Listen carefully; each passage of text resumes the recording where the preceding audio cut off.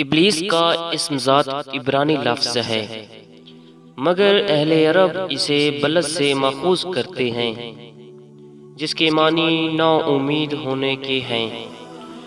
چونکہ ابلیس کو اللہ سے کوئی امید نہیں رہی، اس لیے ابلیس کہلایا۔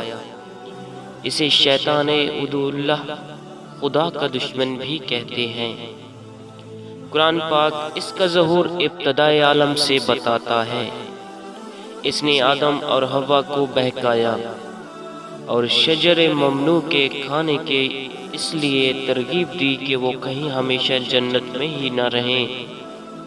جب اللہ نے آدم میں روح پھونکی تو حکم دیا کہ تمام فرشتے اسے سجدہ کریں۔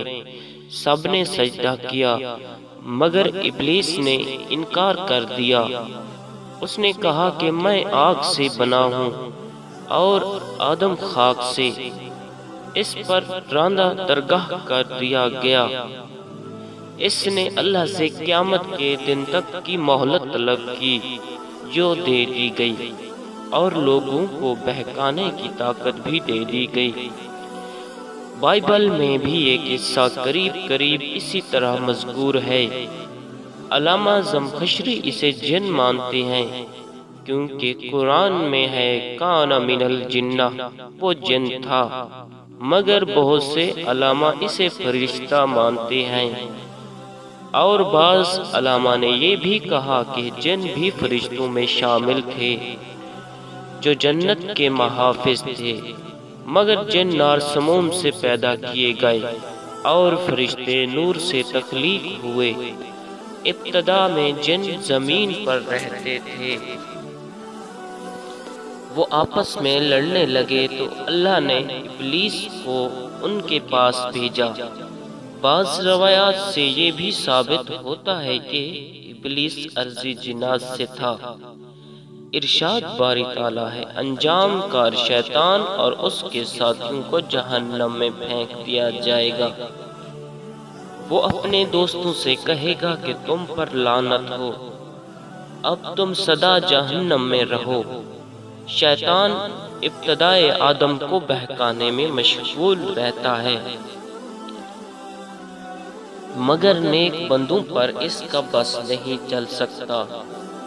قرآن پاک میں اس کا ذکر سورۃ البقرہ کے 3 رکوع میں آتا ہے، جہاں ابتدائے آفرینش اور سجدہ آدم کا ذکر ہے۔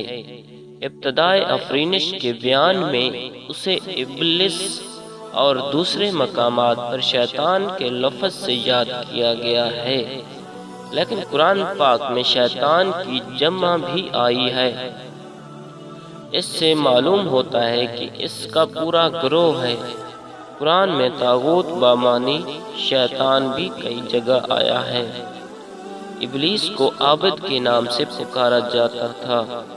سید سجاد الحسینی آف قبولہ لکھتے ہیں کہ جب ابلیس نے حضرت آدم علیہ السلام کو سجدہ نہ کیا تو اللہ تعالیٰ نے عابد کو دربار اکبری سے نکال دیا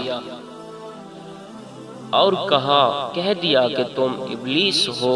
پھر ابلیس کے نام سے مشہور ہوا، اور جب ابلیس نے حضرت آدم علیہ السلام اور حضرت حوا علیہ السلام کو بہکایا اور اللہ تعالیٰ نے ابلیس کو لعنتی ٹھہرایا تو ابلیس کو شیطان کہا، لعنت اللہ علی شیطانہم، تو تب ابلیس دوزخی ٹھہرایا، اور شیطان کے حامی بھی دوزخی ہیں۔